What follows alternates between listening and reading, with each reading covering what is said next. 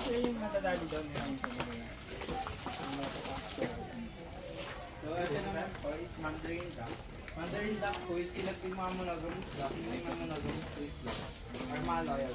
Sinasama po sila sa sabay din sa Chinese food. Isisymbolize po ng love and loyal. Meron sa ating po is dove. Ilang laki. Ito po nag-originate po to sa ate. Lalaki din yung masipol. Apo. Dio. Hornbill ba ito? Yes, Hornbill Arcana. Brutus Hornbill Arcana po. Or tinatawag sila ng Clock of the Mountain kasi every year nagagawa sila